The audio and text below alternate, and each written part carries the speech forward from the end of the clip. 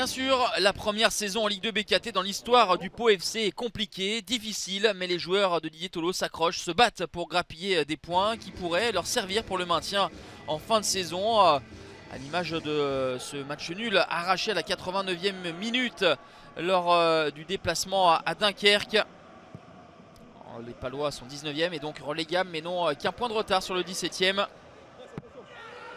Première situation pour les Palois avec ce ballon dans la profondeur. La sortie un petit peu à contre-temps de Rémi Rioux qui est tout heureux de voir ce ballon passer au-dessus. Caen occupe la 4e place et va chercher à rattraper les points perdus à domicile contre Châteauroux lors de la dernière journée. Mais les hommes de Pascal Duprat sont bousculés. Pas de position de hors-jeu et le service de Victor Lobry est une véritable offrande pour Romain Armand. 4 buts lors des 5 derniers matchs pour l'ancien du Paris FC. Mais toute la détermination et la justesse des Palois ce soir est matérialisée sur cette action. Lobry qui de cette passe bien sentie mais complètement hors de position Rioux. Romain Armand qui dédicace ce but à son partenaire ghanéen Ebenezer Asifoua. Et les Canets qui ont du mal à se montrer dangereux sur ce coup de pied arrêté. La faute de Prince Onyangue sur Alexandre Oliero. 1-0 pour Pau à la mi-temps.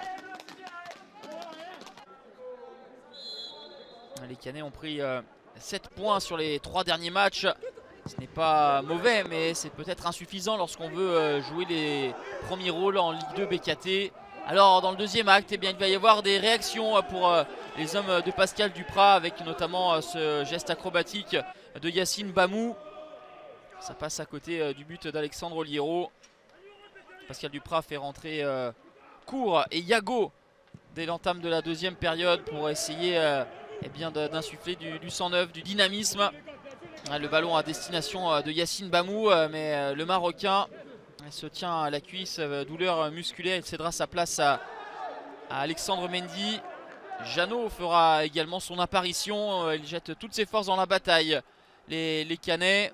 Pascal Duprat qui tente tout avec l'égalisation qui était toute proche justement au bout du pied d'Alexandre Mendy qui va trouver le poteau d'Oliero. Ils sont bousculés les Palois, c'est un fait dans ce deuxième acte. Il y a eu un réveil des malherbistes, mais il y a des possibilités en contre avec Armand une nouvelle fois qui a choisi la solution individuelle dans un angle fermé et va trouver un Rémi Rioux solide. On va en rester là, 1-0. Pau a su conserver son avantage acquis lors du premier quart d'heure pour s'adjuger son 3e succès de la saison. Les Palois s'offrent une victoire de prestige et quittent la zone rouge. Caen est défait pour la 4e fois de la saison, la 4e à l'extérieur, et quitte les places pour les playoffs.